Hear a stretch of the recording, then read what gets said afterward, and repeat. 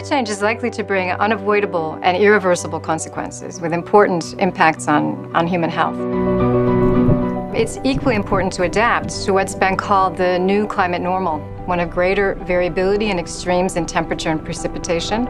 More frequent and severe storms and heat waves will bring injury and death, as we've seen in heat waves in Paris and Moscow in the recent past. And changes in disease vectors bring risk of mosquito-borne disease, more pollen increases risk of allergies. Cities are on the front lines of the impact of climate change. The most dramatic type of example of this is the heat wave. Heat waves can come and paralyze a city. They can knock out power. They can create an incredible metabolic stress for vulnerable people such that tens or scores or even hundreds can die. We can learn a lot from each other. Barcelona shares the challenges that probably Rome or Milano or Athens have in Southern Europe, and it also has the same sort of issues that are posed in Los Angeles or in San Francisco in California. It's hard to imagine a long-term threat more serious to the health and vitality of a city than climate change, and responding to that threat is got to be one of the top priorities for city leaders. In any kind of success in public policy, you need to make a process which is coming basically from bottom up, okay? So you need first to create this kind of social awareness of people about the problem that it is actually on the table, okay? And then you need to make a plan, a strategic plan to face this problem. And of course, I mean, the only way to do this is just to providing scientific knowledge to politicians. Even when we know what works and what doesn't work, it's very difficult for decision makers and for city managers to access that evidence.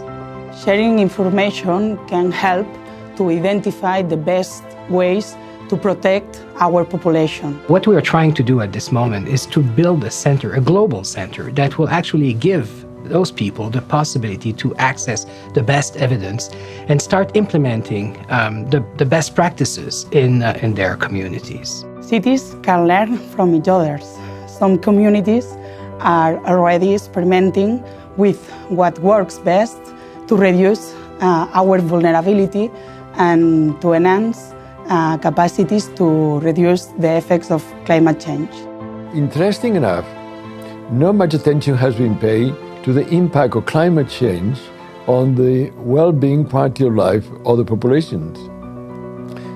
Some interesting work has been done on the impact of the irreversible climate change on finances, on water, on many different things, on transport, but not on the quality of life and well-being of the populations. The uniqueness of this proposal is not only the subject, but also the sponsorship of the project.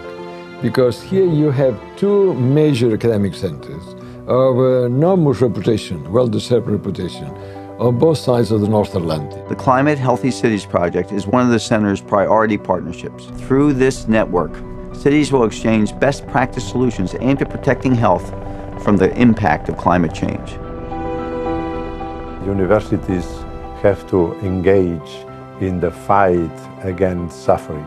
We need the force of academics, not only the force of the social organizations, and we are putting all that in our priorities as a university.